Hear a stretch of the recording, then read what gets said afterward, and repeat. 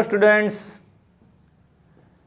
Electromagnetic ઇન્ડક્શનનો આપણો આ 5મો lecture છે મિત્રો। 4 લેક્ચરની અંદર વિદ્યુત ચુંબકીય પ્રેરણ એટલે કે ઇલેક્ટ્રોમેગ્નેટિક ઇન્ડક્શન શું છે,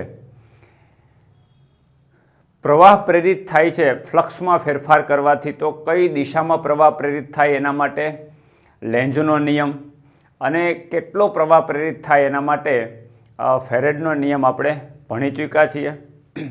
મહત્વની વાતો જેમાં ગતિકીય ઈએમએફ પણ આપણે કવર કરી લીધું છે। ગતિકીય ઈએમએફમાં આપણે એનર્જી કન્ઝર્વેશન, ઉર્જા સંરક્ષણ પણ આપણે સમજાવી દીધું છે દોસ્તો। આજનો આપણો 5મો લેક્ચર એટલે ઇલેક્ટ્રોમેગ્નેટિક ઇન્ડક્શનનો વેરી ઇમ્પોર્ટન્ટ લેક્ચર। મિત્રો થઈ જાવ તૈયાર આ લેક્ચર ભરવા માટે। એક પણ મિનિટ મિસ કરવાની નથી, એક પણ મિનિટનું ફોરવર્ડ કરવાનું નથી। બહુ મહત્વની વસ્તુ તમે આજે જાણવાનો છો આ ચેપ્ટરની અંદર।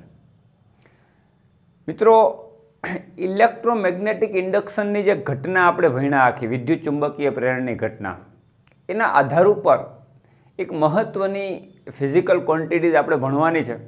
એક મહત્વની ભૌતિક રાશિને આપણે કોન્સન્ટ્રેટ કરવાની છે મિત્રો, એ છે ઇન્ડક્ટન્સ, પ્રેરકત્વ। એટલે આજનો જે આપણો ટોપિક છે એ છે પ્રેરકત્વ। આ પ્રેરકત્વ છે શું એ આપણે પહેલાં સમજવાનો પ્રયત્ન કરીએ મિત્રો। એક સિમ્પલ હું એક્ઝામ્પલ તરીકે અહીંયા તમારી સામે 2 સોલેનોઇડની ગોઠવણી મૂકું છું। એક નાની રેડિયસવાળો સોલેનોઇડ, એટલે કે ધારો કે આવો એક નાની રેડિયસવાળો સોલેનોઇડ તમારી સામે મૂકું છું, રાઈટ। આ એની અક્ષ છે મિત્રો। આ સોલેનોઇડનું નામ હું આપી દઉં S1। એની રેડિયસ જે 1 નામ આપીએ છીએ, એટલે કે નાનો સોલેનોઇડ 1 જે પણ હું જ્યાં યુઝ કરું છું, R1 તો એની રેડિયસ 8/3 ત્રિજ્યા, N1 તો એના આટાની સંખ્યા, એટલે 1 છે એ પહેલા સોલેનોઇડ માટે છે અને નાના સોલેનોઇડ માટે છે જેની ત્રિજ્યા ઓછી છે મિત્રો। આની ઉપર એક હું બીજો સોલેનોઇડ ગોઠવું, આની ઉપર હું બીજો એક સોલેનોઇડ રાખું અને એ સોલેનોઇડ જે છે એની રેડિયસ આની કમ્પેરમાં ઘણી વધારે છે। હવે તમને દેખાય એટલા માટે હું એને આટાઓ જે છે એ વધારે ઓછા રાખું છું અને છૂટા આટા રાખું છું। ખરેખર તો આટાઓ એકદમ નજીક નજીક હોય। અહીંયા જે મેં માર્કરનો યુઝ કર્યો છે, રેડ માર્કરનો યુઝ કર્યો છે, એ મોટા આડછેદવાળું સોલેનોઇડ છે એ એની ઉપર છે। હા, પણ બંનેની અક્ષ જે છે એ એક જ આવે છે। એ રીતે થોડુંક ડ્રો કરવામાં આમ તેમ હોય, પણ ધ્યાન રાખો બંનેની અક્ષ જે છે એ એક જ અક્ષ છે એ રીતે। એટલે દાખલા તરીકે એક આપણી આવી રીતે એક પાઇપ હોય, આવી એક પાઇપ હોય, આ એની અક્ષ હોય, તો આની ઉપર તમે આટા વીંટાળી દો, રાઈટ, એવી કંઈક વાત, અને એની અંદર એક નાની એવી ભૂંગળી આ રીતની, અને એની ઉપર તમે આટા વીંટાળી દો, તો જે ગોઠવણ તૈયાર થાય મિત્રો, એવી ગોઠવણ મેં તમારી સામે મૂકી છે। એટલે બેયની અક્ષ એકબીજા ઉપર સંપાત થતી હોય એ રીતે। હવે બંને માટે અમુક કન્સિડરેશન આપણે જોઈએ। જો આ સોલેનોઇડનું S2 કહું અને અંદરના સોલેનોઇડનું S1 કહી દઉં, હવે એમાં આટાની સંખ્યા, ધારો કે અંદરના સોલેનોઇડમાં આટાની સંખ્યા N1 છે અને બહારમાં આટાની સંખ્યા N2 છે, અને એકમ લંબાઈ દીઠ આટા સ્મોલ n1, આમાં એકમ લંબાઈ દીઠ આટા સ્મોલ n2, અને સોલેનોઇડની જે લેન્થ છે એ આપણે L કન્સિડર કરશું। બંનેની રેડિયસ મેં તમને કીધું એમ કે નાના સોલેનોઇડ માટે રેડિયસ છે સ્મોલ r1 અને મોટા સોલેનોઇડ માટે R2 સ્મોલ r2, આ રીતનું આપણે કન્સિડરેશન લેશું દોસ્તો। આ બધી વાતો હું લખતો નથી, હું બોલું છું એ સમજજો। 1 ફોર નાના સોલેનોઇડ માટે છે ને 2 ફોર મોટા સોલેનોઇડ માટે છે। એમાં કુલ આટાની સંખ્યા N1, એકમ લંબાઈ દીઠ આટા N1, આડછેદની ત્રિજ્યા નાના સોલેનોઇડ માટે R1 અને મોટા માટે R2। ક્લિયર મિત્રો? સમજો, ધારો કે તમે મોટા સોલેનોઇડ ઉપર, આ મોટો જે સોલેનોઇડ છે એમાંથી કંઈક પ્રવાહ પસાર કરો, તો એમાં જે મેગ્નેટિક ફિલ્ડ અથવા તો એની પ્રવાહ પસાર કરવાથી આમાં પ્રવાહ પસાર કરો એટલે ચુંબકીય ક્ષેત્ર ઉત્પન્ન થાય, જે આપણે ભણી ગયા છીએ ગતિમાન વિદ્યુતભાર ચેપ્ટરની અંદર, રાઈટ. તો એનું ચુંબકીય ક્ષેત્ર આ નાના સોલેનોઇડ સાથે સંકળાશે. સ્વાભાવિક છે કે કોઈ એક ગૂંચળામાં પ્રવાહ પસાર કરો અને એની અક્ષ ઉપર સંપાત થતું બીજો કોઈ સોલેનોઇડ છે તો એની સાથે કંઈક મેગ્નેટિક ફ્લક્સ સંકળાશે. મિત્રો, તો આ મેગ્નેટિક ફ્લક્સ કોના સમપ્રમાણમાં હોય? તો કે તમે જેટલો પ્રવાહ પસાર કરો એટલું મેગ્નેટિક ફ્લક્સ જનરેટ થશે. એટલે કે ફ્લક્સ એ પ્રવાહના સમપ્રમાણમાં હોય, રાઈટ. તો આની સાથે સંકળાયેલું ફ્લક્સ એટલે કે નાના સોલેનોઇડ સાથે સંકળાયેલું ફ્લક્સ φ1 કહું તો પ્રવાહના સમપ્રમાણમાં એટલે I2 ના સમપ્રમાણમાં હોય. ક્લિયર દોસ્તો? એટલે φ proportional to I2. પણ આની અંદર આટાની સંખ્યા કેટલી છે? n. તો એક આટા સાથે સંકળાયેલું ફ્લક્સ φ હોય તો n આટા સાથે સંકળાયેલું સંલગ્ન તમે વિચારો આખા સોલેનોઇડ માટે તો ફ્લક્સ કેટલું થશે? n⁵.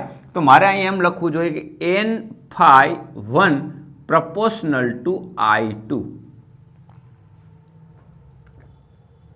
ક્લિયર? જો અહીંયા 1 લખું છું એનો મતલબ અંદરનું ગૂંચળું અને 2 લખું છું એનો મતલબ બહારનું ગૂંચળું. તો બહારના ગૂંચળામાં કંઈક પ્રવાહ પસાર કરી તો એ અંદરના ગૂંચળા સાથે સંકળાયેલું ફ્લક્સ કેવી રીતે સંકળાય? જેટલો પ્રવાહ તમે વધારે પસાર કરશો એના સમપ્રમાણમાં, એટલે ફ્લક્સ proportional to I. એટલે નોર્મલી સૂત્ર લખવું હોય તો આપણે આમ લખી શકાય φ proportional to I, એટલે કે n⁵ proportional to I. તો અહીંયા મેં લખ્યું n⁵1 proportional to I2, right. તો અહીંયા એક સમપ્રમાણતાનો અચળાંક આવશે એટલે કે n⁵1 ઇઝ ઇક્વલ ટુ, અહીંયા હું કોન્સ્ટન્ટનું અત્યારે નામ આપી દઉં m, તો mi2, રાઈટ. મિત્રો, જે અચળાંક છે, આ જે કોન્સ્ટન્ટ છે એને પ્રેરકત્વ કહેવાય. શું કહેવાય? પ્રેરકત્વ. આપણો જે ટોપિક છે અને જે આપણે ડીપમાં સમજવાના છે, ધ્યાન રાખજો. જસ્ટ તમને આનું ઇન્ટ્રોડક્શન આપું છું ખાલી કે પ્રેરકત્વ છે શું. તમે આ ઉપરના ગૂંચળામાં કંઈક પ્રવાહ પસાર કરો તો જે નાના ગૂંચળા સાથે સંકળાયેલું ફ્લક્સ, જેટલો પ્રવાહ વધુ પસાર કરશો એટલું ફ્લક્સ વધારે સંકળાશે. એટલે ફ્લક્સ કોના સમપ્રમાણમાં થયું? પ્રવાહના. એટલે ફ્લક્સ proportional to I2, એટલે φ1 proportional to I2 એટલે કે n1 φ1 proportional to I2 એટલે કે n1 φ1 is equal to mi2. જે m છે એ કોન્સ્ટન્ટ છે, એને પ્રેરકત્વ કહેવાય. તો દોસ્તો, અહીંયા બે વસ્તુ તમારી સામે આવે, જો સમજજો કે આ પ્રેરકત્વ છે એ કોના માટે લેવાનું? તો આ પ્રેરકત્વ છે એકનું બીજાની સાપેક્ષે હોય. અત્યારે મેં લીધું છે જો n1 φ1 proportional to I2, તો ફ્લક્સ સંકળાનું જે છે એ કયા ગૂંચળા સાથે સંકળાયેલું છે? નાના ગૂંચળા સાથે. તો એ નાના ગૂંચળા માટે એટલે એક પેલા ગૂંચળાનું પ્રેરકત્વ બીજાની સાપેક્ષે થાય. એટલે નોર્મલી આપણે આ રીતે આમ લખતા હોય m12. એટલે ખરેખર આને કેમ લખવું જોઈએ? અત્યારે લખું તો આને આ રીતે લખવું જોઈએ m12 I2. મિત્રો, જે m12 મેં આ ઇક્વેશનમાં મેં m12 લખેલું છે, એમ કહેવા માંગે કે પહેલા ગૂંચળાનું પ્રેરકત્વ બીજાની સાપેક્ષમાં છે. તો પછી આપણને એ પણ ક્વેશ્ચન થાય કે શું બીજા ગૂંચળાનું પ્રેરકત્વ પહેલાની સાપેક્ષમાં એ સરખું થશે કે ડિફરન્ટ થશે? તો એ કઈ રીતે પ્રૂવ કરી શકાય અને કેટલું થાય? તો એનો બધાનો જવાબ આ એક ઇક્વેશનની અંદર રહેલો છે. આ ઇક્વેશનને માત્ર તમારે કન્ટિન્યુ કરવાનું છે, આગળ વધારવાનું છે, ધેટ્સ ઇટ, બીજું કાંઈ. આપણે પ્રેરકત્વને સમજવાનો પ્રયત્ન કરીએ. મિત્રો, આ પ્રેરકત્વનો આધાર કોની ઉપર? એના ડિમેન્શન શું? પ્રેરકત્વના ડિમેન્શન શું થશે? તો કે ફ્લક્સનું જે ડિમેન્શન હોય એને પ્રવાહ વડે ભાગી નાખો. ચુંબકીય ફ્લક્સ φ એનું જે પારિમાણિક સૂત્ર હોય એને I વડે ભાગી નાખો પ્રવાહના પારિમાણિક સૂત્ર વડે, એટલે તમને પ્રેરકત્વનું પારિમાણિક સૂત્ર મળશે. અને એ પારિમાણિક સૂત્ર પ્રેરકત્વનું થશે m1L2 T-2A-2. આ હું તમને પ્રેરકત્વનું ખાલી ઇન્ટ્રોડક્શન આપું છું. પ્રેરકત્વનો આધાર કોની ઉપર છે એ પણ આપણે જોઈએ. મિત્રો, આપણે કેમ કેપેસિટર હોય તો કેપેસિટરની બે પ્લેટ વચ્ચે કંઈક ડાઇલેક્ટ્રિક વાળું માધ્યમ તમે લ્યો તો એનું કેપેસિટન્સ ચેન્જ થઈ જાય. વચ્ચે શૂન્યાવકાશ હોય તો કેપેસિટન્સ બદલાઈ જાય. તો કેપેસિટરની બે પ્લેટ હોય તો એનું ક્ષેત્રફળ એટલે કે એરિયા ઉપર આધારિત છે. બે વચ્ચે ડિસ્ટન્સ તો ડિસ્ટન્સ ઉપર આધારિત છે. વચ્ચે શું માધ્યમ ભરેલું છે, માધ્યમ ઉપર આધારિત છે. અહીંયા કંઈક એવી વાત આવે મિત્રો, પ્રેરકત્વનો આધાર કોઈ પણ ગૂંચળા માટે પ્રેરકત્વ કેટલું હશે એનો આધાર ગૂંચળાની અંદર કયું મટીરિયલ ભરેલું છે, એનું પરિમાણ શું છે, ડિમેન્શન શું છે, શૂન્યાવકાશ છે કે કોઈ મટીરિયલ છે, તો એ મટીરિયલ ઉપર, એની આંતરિક બંધારણ ઉપર, ગૂંચળાના પરિમાણ ઉપર, આ બધા જ ઉપર પ્રેરકત્વનો આધાર છે. તો આ મેં તમને જસ્ટ પ્રેરકત્વનું ઇન્ટ્રોડક્શન આપ્યું. તો તમને અહીંયા જે વાત કરી કે આ તમે ઇક્વેશનને કન્ટિન્યુ કરો દોસ્તો, N1 ∅1 propose is equal to M12 I2, જો તમે આગળ વધારો તો તમે વધારે પ્રેરકત્વ વિશે જાણી શકો. અહીંયા ખાસ એક વસ્તુ છે, પ્રેરકત્વને બે ભાગમાં વહેંચવામાં આવે. હવે એમાંનો પહેલો જે ભાગ છે હું તમને સમજાવું કે ભાઈ ફ્લક્સ તો પહેલા સાથે સંકળાણું છે પણ પ્રવાહ બીજામાં પસાર થાય છે, બીજા ગૂંચળામાં. એટલે ખરેખર બીજા ગૂંચળામાં પ્રવાહ પસાર કરવાથી પહેલા ગૂંચળા સાથે ફ્લક્સ સંકળાય છે. એનો મતલબ અન્ય દ્વારા, પહેલા પોતાના દ્વારા નહીં, અન્ય દ્વારા સંકળાય છે. રાઈટ? એટલે આ પ્રેરકત્વને અન્યોન્ય પ્રેરકત્વ કહેવાય. શું કહેવાય? અન્યોન્ય પ્રેરકત્વ. આ પ્રેરકત્વ તો છે જ, એકનું બીજાની સાપેક્ષે કે બીજાનું પહેલાની સાપેક્ષે ગણતરી કરશું આપણે કેટલું થાય. પણ મિત્રો પ્રેરકત્વ બે ભાગમાં વહેંચવામાં આવે. એમાં પહેલો ભાગ એ હું તમને કહું છું, આને અન્યોન્ય પ્રેરકત્વ કહેવાય. શું કામે? અન્ય દ્વારા પ્રેરિત થયેલું. અહીંયા તમે જો અહીંયા આપણે ∅1 લખીએ છીએ તો અહીંયા I2 આવે છે.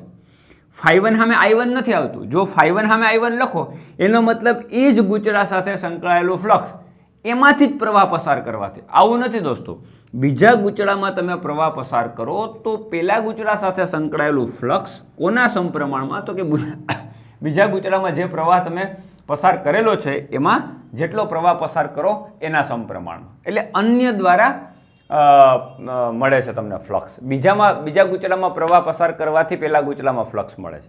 રાઈટ? તો આ એક બહુ ઇમ્પોર્ટન્ટ છે, એટલા માટે આને અન્યોન્ય પ્રેરકત્વ કહેવાય. તો હવે પહેલો ભાગ એટલે કે અન્યોન્ય પ્રેરકત્વ કેટલું થાય એનું કેલ્ક્યુલેશન કેવી રીતે કરી શકાય એ આપણે સમજવાનો પ્રયત્ન કરીએ. શું સમજવાનું છે? અન્યોન્ય પ્રેરકત્વનું કેલ્ક્યુલેશન કેવી રીતે કરવું. રેડી દોસ્તો? આપણે એ કરવાનો પ્રયત્ન કરીએ. મિત્રો હવે આપણે અન્યોન્ય પ્રેરકત્વ કેલ્ક્યુલેટ કરીએ કેટલું થાય. દોસ્તો આપણું જે ઇક્વેશન હતું એ આવું હતું, N1 ∅1 is equal to M12 I2. Right? આટલું ક્લિયર છે. હવે M12 આપણે કેલ્ક્યુલેટ કરવું એટલે પહેલાં અહીં વેલ્યુ મૂકીએ. આપણું જે નાનું ગૂંચળું હતું એમાં આટાની સંખ્યા N1 એ કેટલું થાય? ટોટલ આટા કેટલા હોય? તો કે એકમ લંબાઈ દીઠ આટાની સંખ્યા ગુણ્યા એની લેન્થ. તો આપણે સોલેનોઇડની જે લેન્થ લીધી હતી આ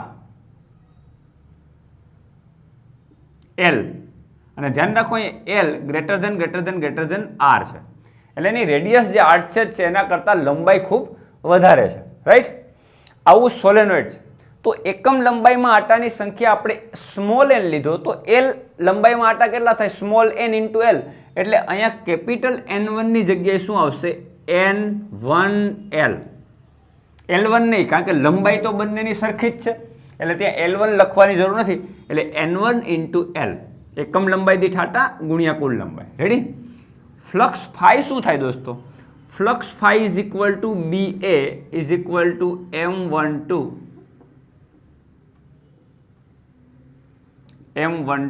I2. મિત્રો ચુંબકીય ક્ષેત્ર કોનું હોય અને ક્ષેત્રફળ કોનું હોય સમજો. અહીંયા આપણે નાનું સોલેનોઇડ, એની ઉપર બીજું મોટું સોલેનોઇડ લીધું હતું. રાઈટ? હવે પ્રવાહ કોનો છે? બીજાનો. ફ્લક્સ કોની સાથે સંકળાય છે?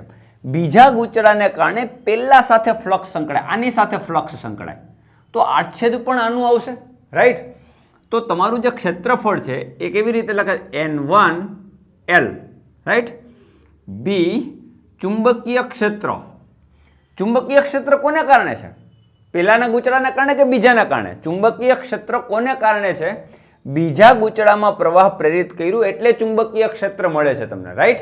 તો બીજા ગૂંચળામાં પ્રવાહ દોસ્તો કેટલો પસાર કર્યો આપણે? I2. તો મેગ્નેટિક ફિલ્ડનું સૂત્ર B is equal to μ0 NI આ ભણી ગયા દોસ્તો, યાદ કરો. મેગ્નેટિક ફિલ્ડ સોલેનોઇડનું ચુંબકીય ક્ષેત્રનું સૂત્ર μ0 NI આપણે ભણી ગયા. રાઈટ?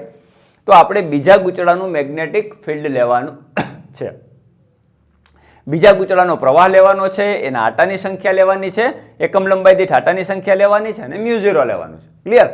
તો ચુંબકીય ક્ષેત્ર આવશે μ0 N2 I2 ક્ષેત્રફળ કોનું છે? પેલા ગુચરા સાથે સંકળાયેલું ફ્લક્સ છે આ, એટલે એનું ક્ષેત્રફળ આવશે બી. ક્ષેત્રફળ એટલે પાઈ આર સ્ક્વેર, એટલે પાઈ R1 નો square is equal to M12 I2. Clear દોસ્તો? તો ફાઇનલી શું થયું તમે જો, I2 કેન્સલ થઈ જશે. હવે M12 ને આપણે કરતા બનાવીએ તો એટલે M12 is equal two finally શું મળ્યું આપણને? મ્યુ 0 N1 N2 ઇન્ટુ સોલેનોઇડની length L into pi R1 નો સ્ક્વેર. રાઈટ? આ તમારું થયું અન્યોન્ય પ્રેરકત્વ.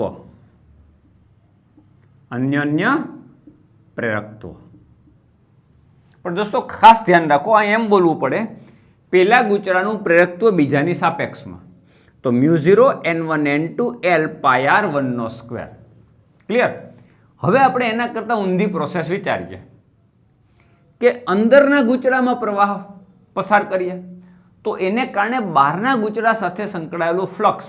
પણ મિત્રો અહીંયા ખાસ ધ્યાન રાખો કે ફ્લક્સ તો અંદર તમે પ્રવાહ પસાર કરશો તો ફ્લક્સ તો અંદરને અંદર મર્યાદામાં જ રહેવાનું છે, નાના ગુચરામાં જ રહેવાનું છે. પ્રવાહ તમે કેમાં પસાર કર્યો? નાના ગુચરામાં. તો નાના ગુચરામાં પ્રવાહ પસાર કરવાથી મોટા ગુચરા સાથે સંકળાયેલું ફ્લક્સ કેટલું એ ગણતરી કરવી હોય, અથવા તો M12 ને બદલે M21 ગણતરી કરવી હોય તો કેમ થશે? તમે જો ફરીથી આગળની આજ વાત, ઊંધી પ્રોસેસ વિચારો. બીજા ગુચરા સાથે સંકળાયેલું ફ્લક્સ પેલાના પ્રવાહને કારણે આ બધું બદલી જશે, અહીંયા આવી જશે. N2 is equal to M21. બીજાનું પ્રેરકત્વ પેલાની સાપેક્ષમાં I2 ને બદલે આવશે I1, કારણ કે પ્રવાહ આપણે અંદરના ગુચરામાં પસાર કરીએ છીએ. ક્લિયર? એને કારણે બહારના ગુચરા સાથે સંકળાયેલું ફ્લક્સ. ઓકે, તો N2 ની જગ્યાએ આવશે N2L, કારણ કે કુલ આટાની સંખ્યા એકમ લંબાઈ દીઠ આટાની સંખ્યા ગુણ્યા લંબાઈ બહારના ગુચરા માટે. Clear? N2. Flux phi is equal to BA is equal to M21 I1. મિત્રો અહીંયા શું આવશે તમે જો, N2L ચુંબકીય ક્ષેત્ર કોનું? અંદરના ગુચરામાં પ્રવાહ પસાર કર્યો એટલે ચુંબકીય ક્ષેત્ર અંદરના પ્રવાહના કારણે, અંદરના ગુચરામાં પ્રવાહના કારણે આવશે. તો કેટલું થશે? Mu 0 N1 I1. Mu 0 NI, right? Mu 0 NI, તો મ્યુ 0 N1 I1. હવે ક્ષેત્રફળની વાત, તો આપણને એમ થાય કે ઓમાં ક્ષેત્રફળ કયું લીધું હતું? પેલા ગુચરાનું, નાના ગુચરાનું. તો હવે કોનું લેવાનું થાય? તો કે બીજા ગુચરા સાથે સંકળાયેલું ફ્લક્સ, એટલે બીજા ગુચરાનું ક્ષેત્રફળ આવે. પણ મિત્રો ખાસ ધ્યાન રાખો, અહીંયા એ વાતની ભૂલ નથી કરવાની કે બીજા ગુચરા સાથે સંકળાયેલું ફ્લક્સ એટલે ખરેખર તો નાના ગુચરા સાથે સંકળાયેલા ફ્લક્સ એમાં મર્યાદિત રહેવાનું છે. કારણ કે પ્રવાહ તમે નાના ગુચરામાં પસાર કર્યો એટલે જે મેગ્નેટિક ફિલ્ડ મળ્યું છે એ નાના ગુચરામાં સીમિત રહેવાનું છે, એ બહાર નથી નીકળવાનું.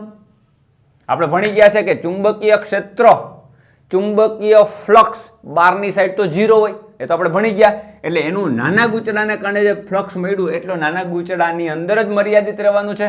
એટલે ક્ષેત્રફળ બીજા ગુચડાનું નહીં આવે, નાના ગુચડાનું જ આવશે. કેટલું? પાઈ R1 નો સ્ક્વેર. આપણે ભૂલ અહીંયા કરીએ કે અહીંયા પાઈ R1 સ્ક્વેર લખ્યું તો ઊંધું લખી નાખો પાઈ R2 સ્ક્વેર. નહીં મિત્રો, પાઈ R2 સ્ક્વેર નહીં આવે કે બહારના ગુચડા સાથે ફ્લક્સ નહીં, અંદરના ગુચડાની અંદર જ મર્યાદિત રહેવાનું છે, બહાર નીકળવાનું જ નથી. આદર્શ સોલેનોઇડ માટે બહારની સાઈડ મેગ્નેટિક ફ્લક્સ 0 હોય, આપણે ભણી ગયા છે, right? Is equal to M21 I1. આનું કેલ્ક્યુલેટ કરો તો M21 is equal two vote? જો I1 અહીંથી ઉડી જશે, તો M21 is equal to mu 0 N1 N2 mu 0 N1 N2 L pi R1 નો square, L into pi R1 નો સ્ક્વેર. મિત્રો આ તમારું સમીકરણ નંબર 2 મળ્યું. આ તમારું સમીકરણ 1. મિત્રો જોજો, અન્યોન્ય પ્રેરકત્વ પહેલાનું બીજાની સાપેક્ષે અને બીજાનું પહેલાની સાપેક્ષે કેલ્ક્યુલેશનમાં કંઈ ફરક પડ્યો? Mu 0 N1 L2 L pi R1 નો સ્ક્વેર મ્યુ0 n1 n2 l પાય r1 નો સ્ક્વેર, કાંઈ ફરક નથી. આનો મતલબ n12 is equal to m21 is equal two m, એટલે કે બંને સમાન હોય. મિત્રો સમજો, તમે કેલ્ક્યુલેશન કરો તો તમે m12 પણ ગણી શકો અને m21 પણ ગણી શકો, પણ કયું વધારે સરળ? મિત્રો m12 ગણવું નહીં વધારે સરળ, m21 ગણવું નહીં મુશ્કેલ. પ્રેક્ટિકલી આ તો આપણે થિયરી ભણીએ છીએ ઓન બોર્ડ, પણ જ્યારે તમારે વાસ્તવમાં કેલ્ક્યુલેટ કરવાનું થાય ત્યારે m21 ગણવું વધારે મુશ્કેલ. શું કામ? તેનું રીઝન કહો. m21 એટલે શું થયું? બીજાનું પ્રેરકત્વ પહેલાની સાપેક્ષમાં, બીજાનું પ્રેરકત્વ પહેલાની સાપેક્ષમાં, અને m12 એટલે પહેલાનું બીજાની સાપેક્ષમાં. દોસ્તો જે પહેલાનું બીજાની સાપેક્ષમાં આપણે જે ગણ્યું એ આ પહેલું છે, અને બીજાનું પહેલાની સાપેક્ષે ગણ્યું છે આ બીજું છે. મિત્રો આમાં આપણે શું થયું કે બહારની સાઈડ ફ્લક્સ, નાના ગુચરાની બહારની સાઈડ એટલે મોટા ગુચરા સાથે સંકળાયેલું ફ્લક્સ લેવાનું હતું, અને મોટા ગુચરા સાથે સંકળાયેલું ફ્લક્સ અથવા તો ચુંબકીય ક્ષેત્ર લ્યો તો આપણે, તમને ખબર હોય તો સાયક્લોટ્રોનમાં પણ ભણી ગયા છે કે જેમ વિસ્તાર મોટો હોય એમ મેગ્નેટિક ફ્લક્સને કોન્સ્ટન્ટ જાળવવું મુશ્કેલ, ચુંબકીય ક્ષેત્ર બદલાતું રહે. એટલે મોટા ગુચરાની લંબાઈ આટલી લંબાઈમાં અને મોટા આડછેદમાં ચુંબકીય ક્ષેત્ર સતત બદલાતું રહેતું હોય એટલે મેઝર કરવું મુશ્કેલ. એટલે પ્રેક્ટિકલી m2 મેળવવો વધારે મુશ્કેલ થાય. પણ આપણે પ્રૂવ કરી દીધું કે m12 ની વેલ્યુ m21 જેટલી જ હોય, તો આપણે મુશ્કેલીવાળું કાર્ય શું કામે કરવું જોઈએ? m12 મેળવી લ્યો એ જ m21 બરાબર થશે. રાઈટ? આને કહેવાય અન્યોન્ય પ્રેરકત્વ. મિત્રો અન્યોન્ય પ્રેરકત્વ નામ આપવાનું રીઝન આપણે સમજી ગયા છું કે પહેલા ગુચરામાં પ્રવાહ પસાર કરવાથી બીજા ગુચરા સાથે જે ફ્લક્સ સંકળાણું છે એનું તમે કેલ્ક્યુલેશન કરો છો તો એની અંદર જે સમપ્રમાણતાનો અચળાંક આવે છે તમારું પ્રેરકત્વ છે, અને એકબીજાની વાત થાય છે. પહેલાનું બીજાને કારણે, બીજાનું પહેલાને કારણે, એટલે એનું નામ અન્યોન્ય પ્રેરકત્વ. અન્ય દ્વારા પ્રેરિત થયેલું. પોતાનામાં પ્રવાહ પસાર કરો અને પોતાની સાથે જ ફ્લક્સ સંકળાય તો એ અન્ય ના કહેવાય. અહીંયા એક ગુચડાની અસર બીજા ગુચડા ઉપર થાય છે, અને એ જે સમપ્રમાણતાનો અચળાંક મિત્રો મળે છે એને તમારો અન્યોન્ય પ્રેરકત્વ તરીકે વ્યાખ્યાયિત કરી શકાય. એનું ડિમેન્શન શું થાય, કઈ કઈ બાબતો ઉપર આધારિત છે કહી દીધું, અને બંનેના સૂત્ર આપણે ઇક્વલ પ્રૂવ કરીને આપ્યા છે. એટલે થિયોરેટિકલ તમને ક્યારેય એક્ઝામમાં પૂછે આ જે થિયરી આપણે પ્રૂવ કરી m12 is equal to m21, મિત્રો આને રેસિપ્રોસિટી થિયરમ કહેવાય. કદાચ તમારી ટેક્સ્ટબુકમાં ક્યાંય લખેલું ના હોય, પણ ધ્યાન રાખજો, આ છે રેસિપ્રોસિટી થિયરમ કહેવાય કે જ્યારે પહેલા ગુચરાનું પ્રેરકત્વ બીજાની સાપેક્ષે જે સાબિત કરવાની વાત, બંને ઇક્વલ સાબિત કરવાની વાત, આ થિયરીને રેસિપ્રોસિટી થિયરી કહેવાય. તો જ્યારે તમને રેસિપ્રોસિટી થિયરમ સાબિત કરવાનું કે એનો મતલબ તમને પ્રેરકત્વ ઇક્વલ સાબિત કરવાનું કે છે. તો આ થિયોરેટિકલ જ્યારે એનસીઆરટીમાં પૂછાય અથવા તો બોર્ડની અંદર એક્ઝામમાં પૂછાય તો આ રીતે તમે સરળતાથી પ્રૂવ કરી શકો છો. ક્લિયર દોસ્તો? તો આપણે શું સમજ્યા? અન્યોન્ય પ્રેરકત્વ. રાઈટ? હવે આની અંદર થોડુંક આ સૂત્રને આગળ વધારીએ, આ ઇક્વેશનને આગળ વધારીએ. હવે આપણે ફ્લક્સ બદલવું છે. સમજો, તમે પ્રવાહ બદલશો, ફ્લક્સ બદલાશે. કોઈ પણ ગુચડામાં તમે પ્રવાહ પસાર કર્યો એટલે ક્યાં ગુચડામાં? અત્યારે બીજા ગુચડામાં I2. ઉપરનું સૂત્ર લઈએ. હવે આ પ્રૂવ થઈ ગયું, આને અહીંથી જવા દઈએ મિત્રો, આને અહીંથી આપણે જવા દઈએ. આ વાત તમને સમજાઈ ગઈ હશે. પ્રેરકત્વનો આધાર કોની ઉપર છે એ વાત પણ તમને સમજાઈ ગઈ છે. હા, હજી એક વસ્તુ તમને થોડુંક અહીંયા આગળ કહી દઉં કે ધારો કે અહીંયા આપણે શૂન્યાવકાશ ધાર્યો, પછી આપણે કન્ટિન્યુ કરીએ. ધારો કે આપણે શૂન્યાવકાશ ધાર્યો, એને બદલે કોઈ માધ્યમ, સાપેક્ષ પરમિએબિલિટી વાળું માધ્યમ અંદર કન્સિડર કરીએ. મેં તમને કીધું હતું કેપેસિટરની હમણાં વાત કરી એમ જ. તો સાપેક્ષ ચુંબકીય પરમિએબિલિટીનું સૂત્ર શું થયું કે μr is equal two μ by μ0. આ બધાને ખ્યાલ છે. તો જે તે માધ્યમની પરમિએબિલિટી કેટલી હોય? સાપેક્ષ પરમિએબિલિટી અને ગુણ્યા શૂન્યાવકાશની, આ બેના ગુણાકાર જેટલી હોય. એટલે ખરેખર આપણે μ મૂકવું જોઈએ. રાઈટ? ખરેખર અંદર કોઈ માધ્યમ તમે મૂકેલું છે કે જેની કોઈ કાંઈક પરમિએબિલિટી છે શૂન્યાવકાશ કરતાં અલગ, તો એ પરમિએબિલિટી જો μ હોય તો μ ઇઝ ઇક્વલ ટુ શું થાય? μ0 ઇન્ટુ μr થાય ને. તો દોસ્તો એ અહીંયા એ મૂકવું જોઈએ. જો અંદર માધ્યમ ગુચડામાં શૂન્યાવકાશને બદલે કોઈ ચોક્કસ પરમિએબિલિટી વાળું માધ્યમ તમે મૂકો તો એના માટે m ઇઝ ઇક્વલ ટુ શું થશે? μ ને બદલે, સોરી μ0 ને બદલે μ. તો μ એટલે કેટલું? μ0 into μr into n1 n2l pi r1 નો સ્ક્વેર. આ ઇક્વેશન થઈ જશે, ધ્યાન રાખજો. ક્લિયર દોસ્તો? જો અંદર માધ્યમ હોય તો અહીંયા ખાલી આપણું જે ઇક્વેશન છે એને μr વડે સાપેક્ષ પરમિયાબિલિટી વડે ગુણી નાખવાનું છે. ક્લિયર દોસ્તો? હવે આને કન્ટિન્યુ કરીએ. હવે આપણું આ જે સૂત્ર છે n1 phi1 is equal to m i2.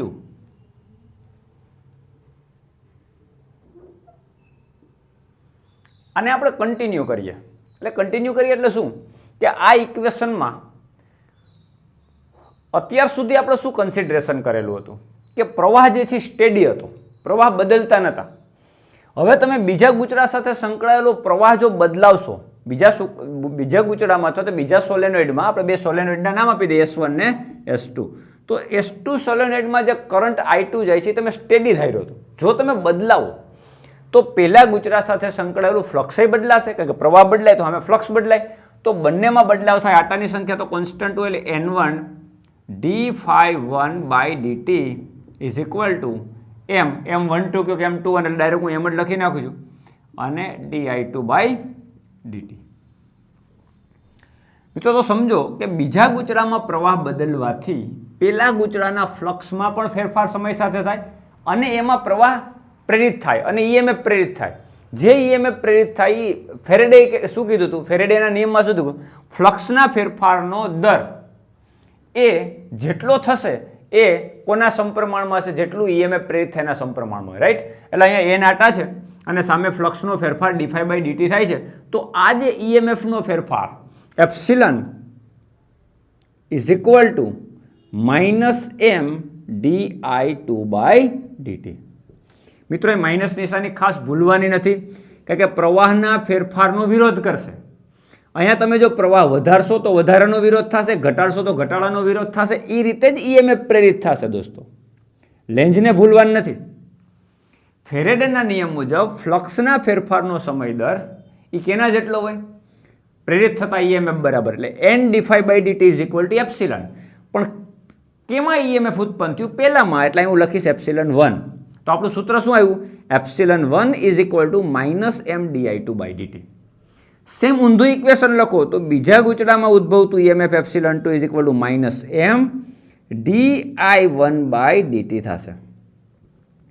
મિત્રો એ ભૂલવાનું નથી કે પહેલા ગૂંચળામાં પ્રવાહમાં જે બદલાવ કરો છો એનો વિરોધ કરે એવી રીતે બીજા ગૂંચળામાં EMF પ્રેરિત થશે. લેન્ઝને ભૂલવાનું નથી. એટલે લેન્ઝની નિશાની તો રહેશે જ, આ માઇનસ નેગેટિવ સાઇન તો રહેશે જ. જો પ્રવાહમાં તમે ઘટાડો કરશો તો માઇનસ આવશે, માઇનસ માઇનસ પ્લસ થઈ જશે તો એપ્સિલન પોઝિટિવ રહેશે. જો પ્રવાહમાં વધારો કરશો તો આ પોઝિટિવ રહેશે, આ નેગેટિવ સાઇન એમનેમ રહેશે, એટલે કે EMF માઇનસ મળશે. એ તો આપણે ભણી જ ગયા છીએ. તો સેમ અહીંયા આ વસ્તુ EMF તરફ આપણને દોરી જાય છે, પ્રેરિત EMF તરફ. તો પેલી જે વાત કરી હતી તમને એ અન્યોન્ય પ્રેરકત્વ વિશે વાત કરી. એમાં આપણે પ્રૂવ કર્યું કે m12 is equal to m21 is equal to m થાય. હવે આપણું એ ઇક્વેશન છે એ સ્ટેડી કરંટ ના રાખતા જો કરંટ બદલાવો તો બીજા ગૂંચળામાં પ્રવાહ બદલવાથી પહેલા ગૂંચળાનો સાથે ફ્લક્સ બદલાય અને એમાં પ્રેરિત EMF મળે. કેટલું? એપ્સિલન1 is equal to -m di2 by dt. એના કરતાં ઊંધું વિચારો તો એપ્સિલન2 is equal to -m di1 by dt. એટલે ખાસ ધ્યાન રાખો, અહીં એપ્સિલન2 છે તો અહીં di1 by dt આવે, એપ્સિલન1 છે તો અહીં di2 by dt. ગોખવાનું નથી, સિમ્પલ સમજવાનું છે કે બીજા ગૂંચળામાં જે પ્રવાહનો ફેરફારનો દર અને એ ગૂંચળાનું અન્યોન્ય પ્રેરકત્વ એ બંને ઉપર આધારિત છે. હું તો કે પહેલા ગૂંચળામાં કેટલું EMF જનરેટ થશે. સેમ વસ્તુ બીજા ગૂંચળામાં કેટલું EMF જનરેટ થશે કોની ઉપર આધારિત છે? બે વસ્તુ ઉપર આધારિત છે, ગૂંચળાનું અન્યોન્ય પ્રેરકત્વ અને di1 by dt. એટલે પહેલા ગૂંચળામાં તમે પ્રવાહનો ફેરફારનો દર કેટલો મેળવો છો. ક્લિયર દોસ્તો? તો આ એક મહત્વની વસ્તુ સમજવા જેવી છે. આ સૂત્રમાં તમે કરંટ બદલાવવાથી તમને આ વાત ઉપર લઈ જાય છે, EMF તરફ દોરી જાય છે. હવે જો બે ગૂંચળાને બદલે એક જ ગૂંચળું વિચારીએ તો આપણે એક પહેલા વિભાગ, મેં તમને કીધું હતું કે પ્રેરકત્વના બે વિભાગ, અન્યોન્ય પ્રેરકત્વ જે ભણ્યા એ અન્યોન્ય પ્રેરકત્વ હતું. હવે આપણે બે ગૂંચળા લેવાના જ નથી, એક જ સિંગલ ગૂંચળાની વાત કરીએ. મિત્રો સમજો, સિંગલ ગૂંચળાની વાત કરીએ એક જ ગૂંચળું છે અને આમાં કંઈક આપણે પ્રવાહ બેટરી સાથે આપણે જોડી દઈએ અને વેરિયેબલ બેટરી છે એપ્સિલન વોલ્ટની. હવે આમાં કંઈક સ્ટેડી કરંટ જાય છે આઈ. હવે આપણે આઈ બદલીએ, સમજો મિત્રો, આઈ બદલીએ તો પ્રવાહ બદલશો તમે તો આની સાથે સંકળાયેલું ફ્લક્સ બદલાશે. કઈ રીતે બદલાશે? તો કે દાખલા તરીકે ક્ષેત્ર રેખા હોય, બાજુમાં બીજું ગૂંચળું આમ મૂક્યું હોય તો આની સાથે ફ્લક્સ સંકળાય, પણ અમુક ફ્લક્સ રેખા પોતાની સાથે પણ સંકળાતી હોય. એવું જ ના હોય કે બાજુમાં તમે ગૂંચળું મૂકો એટલે એની સાથે જ સંકળાય. અમુક ક્ષેત્ર રેખા પોતાની સાથે બંધગાળો રચતી હોય અને જે બંધગાળો રચે છે એ ક્ષેત્ર રેખાઓમાં પણ બદલાવ થશે. એટલે કે જેવો તમે પ્રવાહ બદલશો એટલે પોતાની સાથે સંકળાયેલું ફ્લક્સ પણ બદલાશે. બદલાય દોસ્તો? એટલે આ જ ગૂંચળામાં ઈએમએફ પ્રેરિત થશે. એટલે એને કહેવાય આત્મપ્રેરિત ઈએમએફ. શું કહેવાય? આત્મપ્રેરિત ઈએમએફ. આ ઈએમએફ કયું હતું? અન્યોન્ય પ્રેરિત ઈએમએફ. અન્યોન્ય પ્રેરિત ઈએમએફ. શું કામ અન્યોન્ય પ્રેરિત ઈએમએફ? કારણ કે બીજા દ્વારા થાય છે. બીજામાં બદલાવ કરવાથી પહેલામાં ફેરફાર થાય, ઈએમએફ મળે છે. આમાં પોતાની સાથે સંકળાયેલી ફ્લક્સ રેખાઓ બદલાશે તો એમાં ને એમાં ઈએમએફ ઉત્પન્ન થાય છે. એટલે એને આત્મપ્રેરિત ઈએમએફ કહેવાય. સમટાઈમ એને ઘણી વખત એને બેક ઈએમએફ કહેવાય. બેક ઈએમએફ પણ કહેવાય. બેક ઈએમએફ એટલે ફરી પાછું એની અંદર ફ્લક્સ રેખાઓ બદલવાથી જે ઈએમએફ મળે છે. અને એનો વધારે સ્પષ્ટીકરણ આપણે થોડુંક આગળ જઈને કરીએ. તો મિત્રો આત્મપ્રેરિત ઈએમએફની અંદર બીજું ગૂંચળું આવશે નહીં, બીજામાં પ્રવાહની કંઈ વાત આવશે નહીં. એટલે સિમ્પલ ઇક્વેશન બની જશે n∅ પ્રપોર્શનલ ટુ I. એ જ ગૂંચળાનો પ્રવાહ, એ જ ગૂંચળાના આટાની સંખ્યા, એ જ ગૂંચળા સાથે સંકળાયેલું ફ્લક્સ. એટલે આમાં 1 2 વાળી વાત જ નહીં આવે. રાઈટ? તો આને આપણે આમ પણ લખી શકીએ n∅ is equal two mi. જ્યાં એમ શું છે? પ્રેરકત્વ, પણ એને કહેવાય આત્મપ્રેરકત્વ. અને એને દર્શાવવા માટે નોર્મલી એમ નહીં પણ એલ વપરાય. આ શું થયું? Self inductance. પોતાની સાથે સંકળાયેલું ફ્લક્સ. એ પોતાની સાથે સંકળાયેલા ફ્લક્સ પ્રવાહ સાથે સમપ્રમાણમાં હોય અને જે સમપ્રમાણતાનો અચળાંક મળે એને આત્મપ્રેરકત્વ કહેવાય. આને શું કહેવાય? આત્મપ્રેરકત્વ કહેવાય. જ્યારે એને મ્યુચ્યુઅલ ઇન્ડક્ટન્સ કહેવાય. મ્યુચ્યુઅલ અન્ડરસ્ટેન્ડિંગથી, આપણે નથી કહેતા કે મ્યુચ્યુઅલ અન્ડરસ્ટેન્ડિંગથી અમારો વ્યવહાર ચાલે છે. એમ અહીંયા જે વ્યવહાર ચાલે છે મ્યુચ્યુઅલ ઇન્ડક્ટન્સ, મ્યુચ્યુઅલ અન્ડરસ્ટેન્ડિંગથી ચાલે છે. એટલે મ્યુચ્યુઅલ ઇન્ડક્ટન્સ, આ તમારું જે ઇન્ડક્ટન્સ છે ને મ્યુચ્યુઅલ ઇન્ડક્ટન્સ કહેવાય. બીજાનામાં ફેરફાર કરવાથી પહેલામાં પ્રવાહ પ્રેરિત થાય છે અથવા તો ઈએમએફ પ્રેરિત થાય છે. તો આત્મપ્રેરકત્વ છે મિત્રો. તો આત્મપ્રેરકત્વ એલ તમારા માટે આ થઈ ગયું. હવે કેવી રીતે મળશે? ઓની જેમ જ એને એટલે કુલ આટાની સંખ્યા એટલે સ્મોલ એન એલ, ગૂંચળાની લંબાઈ એલ, આડછેદની ત્રિજ્યા r. હવે 1 અને 2 લખવાની કઈ જરૂર? ફ્લક્સ 5 એટલે BA is equal two LI. NL B એટલે μ0 NI ઇન્ટુ A એટલે πr² is equal two LI. મિત્રો અહીંયા પણ I કેન્સલ થઈ જશે એટલે ઇન્ડક્ટન્સનો આધાર પ્રવાહ ઉપર છે જ નહીં. તો L is equal two finally શું આવ્યું? μ0 n²L, n into n² into L μ0 અને πr². આ તો બહુ જ સિમ્પલ છે દોસ્તો, યાદ રાખવું. આ થઈ ગયું તમારું self inductance. Self inductance μ0 n²L πr². આનું પારિમાણિક સૂત્ર મ્યુચ્યુઅલ ઇન્ડક્ટન્સ જેવું જ થશે, કારણ કે આનું પણ સૂત્ર એ જ આવશે. L is equal two φ/I.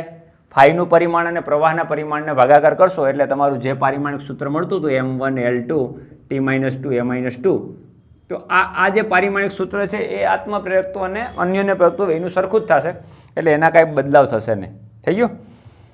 અને હમણાં જે આ ઇક્વેશનને હમણાં આપણે આગળ વધારતા હતા એને આગળ લઈ લઈએ. આની જેમ જ સેમ, આની જેમ સેમ આગળ લઈ લઈએ તો બહુ જ સિમ્પલ ઇક્વેશન બની ગયું. આની જેમ જ આત્મપ્રેરિત ઈએમએફ મેળવવું હોય તો તમે શું કરશો? આને કન્ટિન્યુ કરશો. તો n dφ/dt is equal two L di/dt. Clear? અને n dφ/dt is equal two epsilon is equal two -L di/dt. Minus નિશાની દોસ્તો ભૂલવાની નથી. આને શું કહેવાય? આત્મપ્રેરિત ઈએમએફ અથવા તો બેક ઈએમએફ. એક જ ગૂંચળું છે, એમાં પ્રવાહ બદલો તો પ્રવાહના ફેરફારનો દર એ ઈએમએફના સમપ્રમાણમાં હોય. એટલે કે ઈએમએફ કેટલું પ્રેરિત થશે એ કોની ઉપર આધારિત છે? પ્રવાહના ફેરફારના દર પર આધારિત છે અને આત્મપ્રેરકત્વ ઉપર આધારિત છે.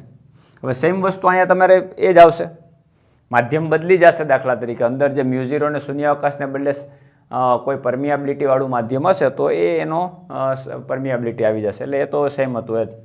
ક્લિયર દોસ્તો? તો આ તમારું થઈ ગયું epsilon is equal to minus LDI by dt. આ થઈ ગયું તમારું આત્મપ્રેરિત ઈએમએફ. હવે બહુ મહત્વની વાત સમજવા જેવી છે આમાં. આ ટોપિક કન્ટિન્યુ છે કે આત્મપ્રેરિત ઈએમએફ, બેક ઈએમએફ એટલે ખરેખર શું છે? મિત્રો, જેટલું તમે આની સાથે સંકળાયેલું ફ્લક્સ બદલાવશો એમ પ્રવાહ પ્રેરિત થતો જશે, એટલે કે બેક ઈએમએફ ઉત્પન્ન થતું જશે. અને ઈએમએફ એવી રીતે જ ઉત્પન્ન થશે કે એને ઉત્પન્ન કરનારનો વિરોધ થાય. એટલે અહીંયા બેક ઈએમએફના વિરુદ્ધ કાર્ય કરવું પડે. સમજો, જેટલું ફ્લક્સ બદલાવશો એટલું બેક ઈએમએફ ઉત્પન્ન થશે, એટલે કે એની અંદર ગૂંચળામાં ઈએમએફ ઉત્પન્ન થશે. હવે સમજો, એ ઈએમએફ એવી રીતે ઉત્પન્ન થશે કે ઉત્પન્ન કરનારનો વિરોધ કરશે, એટલે કે બેક ઈએમએફનો વિરોધ થતો હશે. મિત્રો, બેક ઈએમએફનો વિરોધ કરવા માટે જે કાર્ય કરવું પડે એ ગૂંચળામાં કઈ ઉર્જાના સ્વરૂપે સંગ્રહાય? ચુંબકીય ઉર્જાના સ્વરૂપે સંગ્રહાય. તો ચુંબકીય ઉર્જા જો આપણે ગણવી હોય તો બહુ સિમ્પલ રીતે ગણી શકાય. મિત્રો, આપણે કાર્યનું સૂત્ર dW/dt એટલે કે power is equal two epsilon into I લખીએ ગઈ. આ ભણી જ ગયા આપણે. વિદ્યુત પાવરનું સૂત્ર dW/dt power is equal two epsilon I. અહીંયા હું માનાંક લખું છું, મારે ઉર્જા ગણવી છે એટલે નેગેટિવ સાઇનને આપણે અવગણીએ છીએ. તો dW/dt is equal two epsilon. Epsilon is equal two LDI/dt. માનાંક જ લખવાનો છે એટલે L into DI/dt into I તો છે જ, અહીંયા I છે જ. રેડી? હવે બોથ સાઇડ ઇન્ટિગ્રેશન લઈએ અને અહીંથી જવા દઉં છું. બંને બાજુ ઇન્ટિગ્રેશન લ્યો. dt કેન્સલ, તો integration dW is equal two LI L integration IDI. આમ થાય ને, કારણ કે L તો કોન્સ્ટન્ટ છે, સંકલનમાં નહીં આવે, IDI થશે. dW નું ઇન્ટિગ્રેશન W, LM I નું ઇન્ટિગ્રેશન I²/2. ઘાતના નિયમ પ્રમાણે IDI નું ઇન્ટિગ્રેશન થશે તમારું I²/2. એટલે ફાઇનલી કાર્ય ઇઝ ઇક્વલ ટુ હું મેળવું 1/2 LI². મિત્રો, આ થઈ ગૂંચળામાં સંગ્રહાયેલી ચુંબકીય ઉર્જા. મિત્રો, આની ઉપરથી તમને કઈ આઈડિયા આવે? આપણે 1/mv² સૂત્ર છે, એ ઉર્જાનું સૂત્ર છે, ગતિ ઉર્જાનું. એમાં દળ જે છે એ જડત્વના ગુણધર્મ સાથે સંકળાયેલ છે. યાદ કરો, ધોરણ 11 ચેપ્ટર નંબર 5 ગતિના નિયમો, એમાં જડત્વ પહેલા વ્યાખ્યા આપણે સમજી હતી. જેમ યાંત્રિક કાર્ય થાય, અહીંયા વિદ્યુતીય કાર્ય થાય છે, રાઈટ? અહીંયા તમારો બેક ઈએમએફની વિરુદ્ધ કાર્ય કરવા માટે જે ઉર્જાની જરૂર પડે એ ઉર્જા કઈ ઉર્જાના સ્વરૂપમાં સંગ્રહાય છે? ચુંબકીય ઉર્જા. તો અહીંયા ચુંબકીય ઉર્જા 1/Li² નું ઇક્વેશન આપણને મળ્યું. મિત્રો, એ ઇક્વેશનની અંદર L છે એ અહીંયા M જેવો કંઈક ફાળો ભજવે. M એ જડત્વનો ગુણધર્મ, એમાં M પણ L પણ જડત્વ છે. એટલે ખબર પડી તમને પ્રેરકત્વ છે શું? ખરેખર પ્રેરકત્વ જડત્વ છે, વિદ્યુતીય જડત્વ.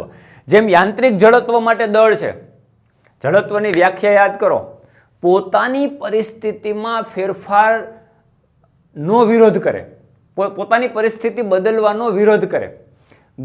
ગતિમાન પદાર્થ હોય એને રોકવો મુશ્કેલ, એટલે જેમ જેનું દળ વધારે હોય, દાખલા તરીકે હેવી ટ્રક હોય તો હેવી ટ્રક ગતિમાં હોય તો એને ગતિમાંથી એને સ્થિર કરવો તો વધુ મુશ્કેલ, કારણ કે એનામાં જડત્વ વધુ છે. મિત્રો, સેમ વસ્તુ અહીંયા જડત્વ તરીકે, અહીંયા કયું જડત્વ? વિદ્યુતીય જડત્વ. પ્રવાહનો ફેરફાર તમારે જેમ મોટો કરશો એમ વધુ ઈએમએફ ફ્લક્સ બદલાશે. જેમ વધુ ફ્લક્સનો બદલાવ થશે એમ ઈએમએફ વધુ પ્રેરિત થશે, એમ વધારે બેક ઈએમએફનો સામનો કરવો પડશે. અને મિત્રો, જેમ ઈએમએફનો વધુ સામનો કરવો પડશે એમ અહીંયા તમારું એલ એટલે કે જડત્વનો વધારે તમારે સામનો કરવાનો છે. અહીંયા કેમ દળનો સામનો કરવો પડતો હતો, જડત્વનો સામનો કરવો પડતો હતો, એટલે કે પદાર્થના એવો ગુણધર્મ કે પોતાની પરિસ્થિતિ બદલવાનો વિરોધ કરે. એટલે ગતિમાન પદાર્થ હોય તો એને રોકવો મુશ્કેલ હોય, અને જો એ એક વખત સ્થિર હોય તો એને ગતિમાં લઈ આવવા મુશ્કેલ હોય, એ યાંત્રિક જડત્વ. એમ અહીંયા એલ છે ને એ તમારું વિદ્યુતીય જડત્વનું કામ કરે, પ્રવાહના ફેરફારનો વિરોધ કરે, પ્રવાહના ફેરફારનો વિરોધ કરે, એ એલ છે. અને આ કઈ ઉર્જા છે દોસ્તો? ચુંબકીય ઉર્જા, જે ગૂંચળામાં સંગ્રહાય. ક્લિયર દોસ્તો? આઈ હોપ મને લાગે છે કે તમને આટલી વાત સમજાઈ ગઈ હશે. પ્રેરકત્વ શું છે, અન્યોન્ય પ્રેરકત્વ કોને કહેવાય, આત્મપ્રેરકત્વ કોને કહેવાય, આત્મપ્રેરિત ઈએમએફ જે ક્રિએટ થાય છે એને બેક ઈએમએફ શું કામે કહેવાય, ખ્યાલ આવી ગયો.